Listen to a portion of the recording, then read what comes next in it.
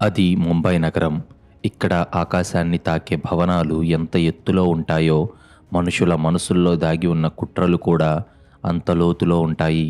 అప్పుడు సమయం అర్ధరాత్రి దాటి 3 గంటలవుతుంది. అది ముంబైలోని అత్యంత ఖరీదైన మలబార్ హిల్ ప్రాంతంలోని సముద్రం వ్యూ ఉండే ఒక లగ్జరీ పెంట్ హౌస్. ఆ పెంట్ హౌస్లో నుంచి అకస్మాత్తుగా "మేడం, ఏమైంది మేడం? కళ్ళు తెరవండి మేడం" అని ఒక మగాడి అరుపులు వినిపిస్తున్నాయి. కొద్దిసేపటికి ముంబై క్రైమ్ బ్రాంచ్ పోలీసులు ఆ పెంట్ హౌస్ని చుట్టుముట్టారు. లోపలికి వెళ్లి చూసిన పోలీసులకు ఒక షాకింగ్ దృశ్యం కనిపించింది. విశాలమైన ఆ బెడ్రూమ్లో కింద కార్పెట్ మీద ఒక మహిళ ప్రాణాలు లేకుండా పడి ఉంది. ఆమె నోట్లో నుంచి తెల్లటి నొరగ వచ్చి ఉంది. కళ్ళు పెద్దవి చేసుకొని భయంగా చూస్తూ ప్రాణాలు వదిలినట్టు ఆమె ముఖం చెబుతుంది. ఆమె పేరు వైశాలి. వయసు 30 ఏళ్ళు. ముంబై హై సొసైటీలో ఆమె ఒక ఫ్యాషన్ డిజైనర్. అసలు వైశాలి ఎలా చనిపోయిందో తెలుసుకునే ముందు మీరు గనుక ఇలాంటి రియల్ క్రైమ్ స్టోరీస్ రోజు చూడాలి అనుకుంటే ఇప్పుడే ఈ వీడియోను లైక్ చేసి మా ఛానల్ను సబ్స్క్రైబ్ చేసుకోండి.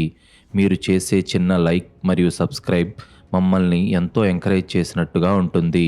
ఆ శవానికి పక్కనే ఒక పెద్ద మెడికల్ బెడ్ ఉంది. ఆ బెడ్ మీద ఒక వ్యక్తి కదలకుండా పడుకొని ఉన్నాడు. అతని వయసు 40 ఏళ్ళుంటాయి. అతని కళ్ళల్లో నుంచి కన్నీళ్లు ధారలా కారుతున్నాయి.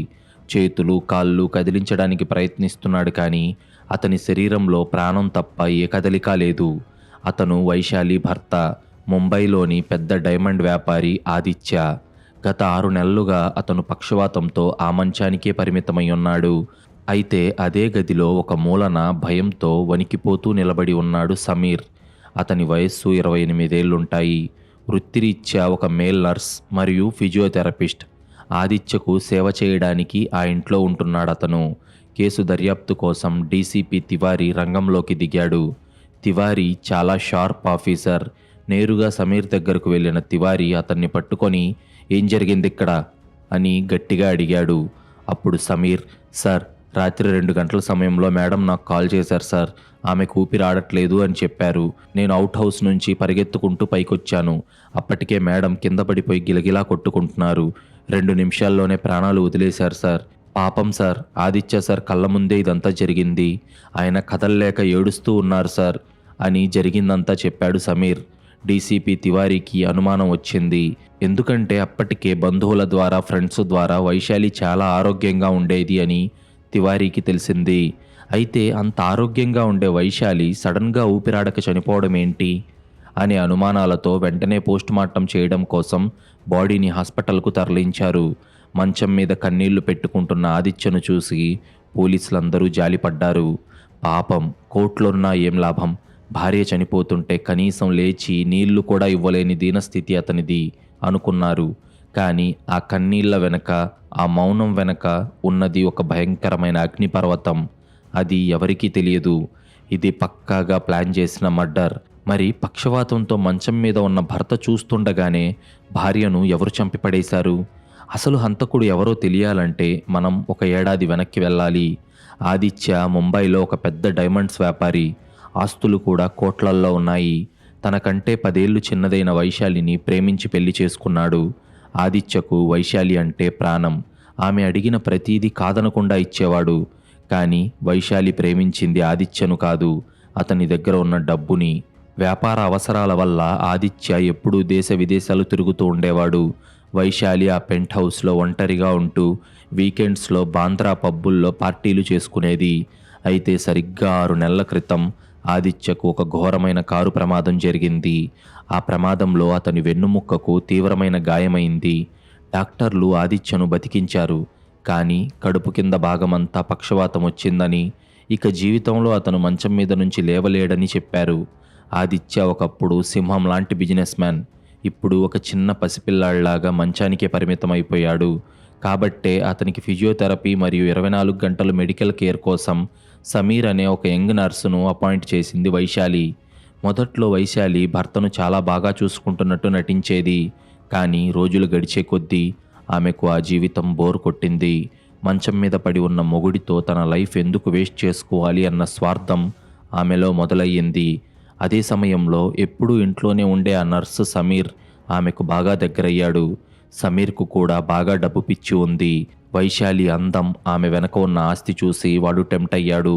భర్త కదల్లేడు కదా అన్న ధైర్యంతో వైశాలి ఆ ఇంట్లోనే సమీర్తో ఒక చీకటి వ్యవహారం మొదలుపెట్టింది. ఆ పెంట్ హౌస్లో ఒక పక్క ఆదిత్య మంచం మీద పడి ఉంటే పక్కనే హాల్లో వైశాలి సమీర్లు రొమాన్స్ చేసుకునేవాళ్ళు. ఆదిత్య కళ్ళ ముందే వాళ్ళు హద్దులు మీరుతున్నా పాపం ఆదిత్య ఏం చేస్తాడు? అతను కదల్లేడు కాబట్టి అతను ఏం చెయ్యలేడు అని వెక్కిరిస్తూ ఇద్దరూ నవ్వుకునేవాళ్ళు. ఆదిత్య ఇదంతా చూస్తూ తన పరిస్థితిని తలుచుకొని కుమిలిపోతూ కన్నీళ్లు పెట్టుకుంటూ లోలోపల నరకం అనుభవించేవాడు. అలా రోజులు గడిచే కొద్దీ వాళ్ళ అక్రమ సంబంధం హద్దులు దాటి తారాస్థాయికి వెళ్ళింది. ఇప్పుడు వైశాలికి ఆదిత్య అడ్డుగా ఉన్నాడు. ఒకరోజు రాత్రి వైశాలి సమీర్తో బెడ్రూమ్లో ఉన్నప్పుడు, సమీర్, నేను వీడిని ఇంకా ఇలా భరించలేను. నాకేమో ఫారెన్ ట్రిప్స్కి వెళ్ళాలి, ఎంజాయ్ చేయాలనుంది. కానీ వీడు ఉండగా చేస్తే నలుగురు నాలుగు రకాలుగా అనుకుంటారు. పోనీ వీడికి విడాకులు ఇస్తే కంపెనీ బోర్డ్ మెంబర్స్ ఆస్తిలో సగం కూడా నాకివ్వరు. వీడు ఎలాగో సగం చచ్చిన శవం లాంటివాడు. వీడిని పూర్తిగా చంపేస్తే ఆస్తి మొత్తం నాకే దక్కుతుంది అని అనగా క్రిమినల్ బ్రెయిన్ కలిగిన సమీర్ ఒక చిన్న నవ్వు నవ్వి, వైశాలి, వీడికి నేను రోజు నొప్పులు తగ్గడానికి ఒక పవర్ఫుల్ మందు ఇంజెక్షన్ ద్వారా ఇస్తున్నాను. నేను ఎలాగో అలాగా బ్లాక్ మార్కెట్లో రైజిన్ అనే ఒక స్లో పాయిజన్ సంపాదిస్తాను. ఆ పాయిజన్ని వీడి మెడిసిన్లో కలిపి అదే ఇంజెక్షన్ ద్వారా ఇచ్చేద్దాం. అది శరీరంలోకి వెళ్ళాక నెమ్మదిగా శరీర అవయవాలన్నీ ఫెయిల్ అవుతాయి. వారం రోజుల్లో వీడు చచ్చిపోతాడు. డాక్టర్లు కూడా దీన్ని మల్టిపుల్ ఆర్గాన్ ఫెయిల్యూర్ అంటారు తప్ప మర్డర్ అని ఎవరూ కనిపెట్టలేరు అని తన బ్రెయిన్లో ఉన్న కిరాతకమైన ప్లాన్ గురించి సమీర్ వైశాలికి చెప్పాడు. అది విన్న వైశాలి ఆనందంతో సమీర్ని హత్తుకొని, నువ్వు నిజంగా చాలా తెలివైన వాడివి సమీర్. వీడు చావగానే ఆ 500 కోట్ల ఆస్తి మనదే. ఎవ్వరికీ భయపడకుండా మనం ఎటో ఒకవైపు వెళ్ళి విచ్చలవిడిగా ఎంజాయ్ చేద్దాం. అప్పుడు మన రొమాన్స్కి సంతోషాలకి అడ్డు చెప్పేవాళ్లే ఉండరు అని అతన్ని ముద్దులతో ముంచెత్తింది. కానీ ఆ ఇద్దరు రాక్షసులకు తెలియని నిజమేంటంటే, వాళ్ళు ఈ ప్లాన్ మాట్లాడుకున్నప్పుడు ఆ గది తలుపు సందులో నుంచి ఒక వ్యక్తి వాళ్ళని గమనిస్తున్నాడు. ఆ వ్యక్తి 2 కాళ్ళ మీద బలంగా నిలబడి పిడికిలి బిగించి వాళ్ళ చావుకు ముహూర్తం ఫిక్స్ చేస్తున్నాడు. అవును, ఆ వ్యక్తి ఎవరో కాదు, పక్షవాతంతో మంచం మీద ఉన్నాడని అందరూ అనుకుంటున్న ఆదిత్యనే. ఇప్పుడు మళ్ళీ ఈ కథ ప్రస్తుతంలోకి వచ్చింది. వైశాలి చనిపోయి ఉంది. ఆదిత్య మంచం మీద ఉన్నాడు. సమీర్ పోలీస్ స్టేషన్లో ఉన్నాడు. డీసీపీ తివారీకి ఫోరెన్సిక్ ల్యాబ్ నుంచి వైశాలి పోస్టుమార్టం రిపోర్ట్ వచ్చింది. డాక్టర్ ఫోన్ చేసి, సార్, ఇది న్యాచురల్ డెత్ కాదు. ఆమె శరీరంలో రైజిన్ అనే అత్యంత ప్రమాదకరమైన విషం ఉంది. దాన్ని ఇంజెక్షన్ ద్వారా ఆమెకి ఎక్కించారు. అది బాడీలోకి వెళ్ళిన అరగంటలోనే ఆమె చనిపోయింది అని చెప్పాడు. అది విన్న తివారీకి మైండ్ బ్లాక్ అయ్యింది. వైశాలికి ఈ విషం ఎవరిచ్చారు? ఆ ఇంట్లో ఉన్నది ముగ్గురే, వైశాలి, ఆదిత్య మరియు సమీర్. ఆదిత్య ఎలాగూ లేవలేడు అంటే మిగిలింది సమీరే అని తివారీ వెంటనే సమీర్ను ఇంట్రాగేషన్ రూమ్లో లాఠీతో చావచితక బాదాడు. అప్పుడు సమీర్ వణికిపోతూ, సార్, దేవుడి మీద ఒట్టు, నేను వైశాలి మేడంను చంపలేదు సార్. ఆ రైజిన్ పాయిజన్ నేను తెచ్చింది నిజమే, కానీ అది మేడంని చంపడానికి కాదు సార్. మేడం చెప్పిన ప్లాన్ ప్రకారం ఆదిత్య సార్ని చంపడానికి మేము ఆయనకు ఆ పాయిజన్ ఇవ్వాలనుకున్నాం సార్. కానీ ఆ పాయిజన్ మేడం బాడీలోకి ఎలా వెళ్ళిందో నాకు తెలియదు సార్ అని ప్లాన్ మొత్తం కక్కేశాడు. అది విన్న డీసీపీ తివారీకి ఫ్యూజులు ఎగిరిపోయాయి. భర్తను చంపడానికి తెచ్చిన పాయిజన్ భార్య శరీరంలోకి ఎలా వెళ్ళింది? సమీర్ నిజంగా వైశాలిని చంపలేదా? పోనీ వైశాలి పొరపాటున ఆ ఇంజెక్షన్ తానే వేసుకుందా? అనుకుంటే వైశాలికి ఎక్కడ ఇంజెక్షన్ చేసుకోవాలో తెలియదని ముందే సమీర్ చెప్పాడు. తివారీకి ఇదంతా ఒక మిస్టరీలా మారింది. అసలు ఆ రాత్రి వైశాలి చనిపోయిన గదిలో ఏం జరిగిందో తెలుసుకోవాలంటే మనం ముందు ఆదిత్య ఆడిన మైండ్ గేమ్ని చూడాలి. అసలు నిజమేంటంటే, ఆదిత్యకు జరిగిన కారు ప్రమాదంలో అతనికి పక్షవాతం రాలేదు. కేవలం 2 నెలల బెడ్ రెస్ట్తో అతను పూర్తిగా కోలుకున్నాడు.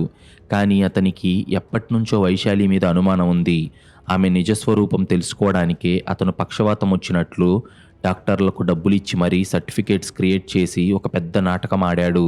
తన భార్య ఎంత నీచురాలో ఆదిత్య తన కల్లారా చూశాడు. తన ఇంట్లోనే తన కళ్ళ ముందే ఒక నర్స్తో ఆమె రొమాన్స్ చేస్తుంటే లోపల బద్దలవుతున్న అగ్నిపర్వతాన్ని దాచుకొని పైకి కన్నీళ్లు పెట్టుకుంటూ ఒక గొప్ప నటుడిలా నటించాడు. వాళ్ళు తనను చంపడానికి రైజిన్ పాయిజన్ తెస్తున్నారని విన్నప్పుడే ఆదిత్య తన ప్లాన్ అమలు చేశాడు. మర్డర్ జరగడానికి సరిగ్గా 2 రోజుల ముందు వైశాలి షాపింగ్కి వెళ్ళింది. ఇంట్లో ఆదిత్య, సమీర్ మాత్రమే ఉన్నారు. సమీర్ వచ్చి ఆదిత్యకు మెడిసిన్ ఇవ్వబోతుంటే సడన్గా ఆదిత్య మంచం మీద నుంచి లేచి కూర్చున్నాడు. అది చూసిన సమీర్ షాక్తో అలాగే నిలబడి చూస్తూ ఉండిపోయాడు. అతని చేతిలో నుంచి మెడిసిన్ ట్రే కింద పడిపోయింది. ఒక దయ్యాన్ని చూసినట్టు చూడటం మొదలుపెట్టాడు. అప్పుడు ఆదిత్య కోపంగా నడుచుకుంటూ వెళ్ళి సమీర్ కాలర్ పట్టుకొని, ఏంట్రా సమీర్, షాక్ అయ్యావా? నా భార్యతో నా కళ్ళ ముందే ఎంజాయ్ చేస్తావరా? నన్ను పాయిజన్ ఇచ్చి చంపుదామని చెప్తావారా కుక్క? నిన్ను ఇక్కడే చంపేయగలను, కానీ నీతో నాకు ఒక పనుంది అని అనగా సమీర్ ఆదిత్య కాళ్ళ మీద పడి, సార్ నన్ను క్షమించండి సార్, ఇదంతా మేడం ప్లానే సార్ అని ఏడ్చాడు. అప్పుడు ఆదిత్య నవ్వి తన ఫోన్లో ఒక ఆడియో ప్లే చేశాడు. అందులో సమీర్, వైశాలి ఇద్దరూ కలిసి ఆదిత్యను ఎలా చంపాలి అని మాట్లాడుకున్న రికార్డింగ్ ఉంది. నిజానికి ఆదిత్య ఎప్పుడో వైశాలి మంచం పరుపు కింద ఒక సీక్రెట్ మైక్ పెట్టాడు. అప్పుడు ఆదిత్య, రేయ్, ఈ రికార్డింగ్ పోలీసులకు ఇస్తే మీ ఇద్దరికి ఉరిశిక్ష కన్ఫర్మ్, కానీ నీకు నేను ఒక ఆఫర్ ఇస్తున్నాను. ఆ వైశాలి నీకు నా ఆస్తి ఇస్తానని ఆశ చూపించింది కదా, నేను నీకు ఇప్పుడు డైరెక్ట్గా 20 కోట్లు ఇస్తాను. హవాలాలో రేపటికల్లా నీకు ఆ డబ్బు దొరుకుతుంది. దానికి బదులు నువ్వు చేయాల్సిందొక్కటే, రేపు రాత్రి నువ్వు నాకు ఇవ్వాల్సిన ఆ రైజిన్ ఇంజెక్షన్ నా భార్య వైశాలి బాడీలోకి ఎక్కించాలి. ఆమెను చంపి ఆ కేసు నా మీదకు రాకుండా నువ్వు నన్ను సేవ్ చేస్తే ఆ 20 కోట్లు నీవే, లేదంటే ఇప్పుడే నిన్ను పోలీసులకు పట్టిస్తాను అని సమీర్కు ఆఫర్ ఇచ్చాడు ఆదిత్య. డబ్బుకు కక్కుర్తి పడిన సమీర్ 20 కోట్లు అనగానే వెంటనే ప్లేట్ ఫిరాయించాడు. సార్, మీరు ఎలా చెప్తే అలా చేస్తాను అని ఆదిత్యతో డీల్ కుదుర్చుకున్నాడు. కానీ ఆదిత్య ఆడుతున్న అసలైన సైలెంట్ గేమ్ సమీర్కు అర్థం కాలేదు. అది శుక్రవారం రాత్రి వైశాలి, సమీర్ ప్లాన్ ప్రకారం ఆదిత్యకు ఇంజెక్షన్ ఇవ్వడానికి వచ్చారు. అప్పుడు వైశాలి ఆదిత్య దగ్గరకు వచ్చి, సారీ ఆదిత్య, తప్పట్లేదు, గుడ్ బాయ్ అని చెప్పి నవ్వుతూ వెనక్కి తిరిగింది. ఆమె వెనకాల ఉన్న సమీర్ ఆ రైజిన్ పాయిజన్ సిరంజీ తీసుకొని ఉన్నట్టుండి వైశాలి మెడ మీద గట్టిగా గుచ్చి ఆ పాయిజన్ మొత్తం ఆమె బాడీలోకి ఎక్కించేశాడు. దాంతో వైశాలి షాక్ అయింది. గిలగిలా కొట్టుకుంటూ కింద పడిపోయింది. ఆమె కళ్ళల్లో తను ప్రేమించిన వాడే తనని ద్రోహం చేశాడన్న బాధ కనిపిస్తూ ఉండగా సమీర్ నవ్వుతూ ఆమె చచ్చిపోయేదాకా ఆమె కళ్ళల్లోకే చూశాడు. ఆ తర్వాత ఆదిత్య వైపు చూసి, సార్, డీల్ ప్రకారం నా పని అయిపోయింది, ఆ 20 కోట్లు నాకు అందే ఏర్పాట్లు చెయ్యండి అనగా ఆదిత్య మంచం మీద నుంచి లేచి ఒక రాక్షసుళ్లా నవ్వి, డబ్బులు ఏర్పాటు చేయాలా? ఆల్రెడీ ఏర్పాటు చేసేశాను సమీర్ అని అనగా సమీర్ ఆనందంగా థ్యాంక్ యూ సార్ అన్నాడు. అప్పుడు ఆదిత్య, థ్యాంక్స్ నాకు కాదరా, పోలీసులకు చెప్పుకో. నువ్వు నా భార్యను నా ముందే చెప్పుకోలేని చోట్ల టచ్ చేస్తూ దాంతో రొమాన్స్ చేశావు. నా కళ్ళ ముందే దాన్ని ముద్దు పెట్టుకున్నావు. పైగా నన్ను చంపాలనుకున్నావు. అలాంటి నీకు 20 కోట్లు ఎలా ఇస్తా అనుకున్నావురా మూర్ఖుడా అని నవ్వగా సమీర్కు ఏమీ అర్థం కాక, ఏంటి సార్ మీరనేది అని ఆశ్చర్యంగా అడిగాడు. అప్పుడు ఆదిత్య తన ల్యాప్టాప్ ఓపెన్ చేసి, నేను హవాలా ద్వారా నీకు డబ్బులు పంపలేదురా సమీర్, చచ్చిపోయిన నా భార్య వైశాలి అకౌంట్ నుంచి నీ అకౌంట్కు 20 కోట్లు ట్రాన్స్ఫర్ చేశాను. రేపు కనుక పోలీసులు ఎంక్వైరీ మొదలు పెడితే వైశాలి ఆస్తి కొట్టేయడానికి నువ్వే ఆమెను చంపావని, ఆ డబ్బులు ఆమె అకౌంట్ నుంచి నువ్వే ట్రాన్స్ఫర్ చేసుకున్నావని ప్రూవ్ అవుతుంది. అంతేకాదు, నువ్వు వైశాలికి ఇంజెక్షన్ ఇవ్వడం నేను వీడియో రికార్డ్ చేశా, అవన్నీ నా ల్యాప్టాప్లో ఉన్నాయి. ఆ ఆధారాలన్నీ నేరుగా డీసీపీ తివారీ దగ్గరికి వెళ్తాయి. ఇప్పుడు నువ్వు ఒకవేళ నన్ను చంపాలని చూసినా ఆ వీడియో కూడా పోలీసులకు వెళ్ళిపోయేలా సెటప్ చేశా. నీ ఆట అయిపోయిందిరా సమీర్, వెళ్ళి ఆ మూలాన నిలబడు, పోలీసులకు ఫోన్ చేస్తాను అని ఆర్డర్ వేశాడు ఆదిత్య. అదంతా విన్న సమీర్కు కాళ్ళ కింద భూమి కదిలిపోయింది. తాను వైశాలిని మోసం చేసి ఆదిత్యను రక్షించాను అనుకున్నాడు. కానీ ఆదిత్య వాడిని ఒక పనికి మాలిన టిష్యూ పేపర్లా వాడుకొని చెత్తబుట్టలో పడేశాడు. ఇప్పుడు సీన్ కట్ చేస్తే పోలీస్ స్టేషన్లో డీసీపీ తివారీకి ఆదిత్య పంపిన వీడియో చేరింది. సమీర్ వైశాలిని చంపిన వీడియో క్లియర్గా ఉంది. అలాగే వైశాలి అకౌంట్ నుంచి సమీర్ అకౌంట్కి 20 కోట్లు ట్రాన్స్ఫర్ అయిన రికార్డ్స్ కూడా దొరికాయి. పోలీసులు సమీర్ మీద ఆస్తి కోసం యజమానురాల్ని చంపిన నర్సుగా కేసు ఫైల్ చేసి కోర్టులో ప్రవేశపెట్టారు. కోర్టు సమీర్కు యావజ్జీవ కారాగార శిక్ష విధించింది. వాడి జీవితం ఇప్పుడు జైలు చీకటి గదులకే పరిమితమైంది. మరోవైపు ఆదిత్య వైశాలి చనిపోయిన 1 నెల తర్వాత అమెరికాలో ఒక స్పెషల్ సర్జరీ వల్ల నా పక్షవాతం పోయింది అనే డ్రామా ఆడి మళ్ళీ తన 2 కాళ్ళ మీద నడుచుకుంటూ తన 100 కోట్ల బిజినెస్ సామ్రాజ్యంలోకి అడుగుపెట్టాడు. చట్టం దృష్టిలో ఆదిత్య ఒక బాధితుడు మాత్రమే, కానీ నిజానికి అతను ఒక సైలెంట్ అండ్ ఇంటెలిజెంట్ కిల్లర్. చూశారుగా, ఒక మనిషి నిస్సహాయ స్థితిలో ఉన్నాడని, కదల్లేడు కదా అని వాడి కళ్ళ ముందే ద్రోహం చేస్తే ఆ మనిషి మనసులో రగిలే పగ ఎంత సైలెంట్గా, ఎంత భయంకరంగా ఉంటుందో ఆదిత్య నిరూపించాడు. డబ్బు కోసం, కామం కోసం కట్టుకున్న వాళ్ళను మోసం చేయాలనుకుంటే వాళ్ళు పక్షవాతమని నటించో లేక ఇంకో రూపంలోనో వచ్చి మన ప్రాణాలు తీస్తారు అనడానికి ఈ కథే ఒక ఉదాహరణ. ఎవరినీ తక్కువ అంచనా వేయకండి. అతి విశ్వాసం ఎప్పుడూ ప్రమాదమే. మీకు కనుక ఈ రియల్ క్రైమ్ స్టోరీ నచ్చినట్లయితే ఇప్పుడే ఈ వీడియోను లైక్ చేసి మా ఛానల్ను సబ్స్క్రైబ్ చేసుకోండి. మీరు చేసే ఒక చిన్న లైక్, ఒక సబ్స్క్రైబ్ మమ్మల్ని ఎంతో ఎంకరేజ్ చేసినట్టుగా ఉంటుంది.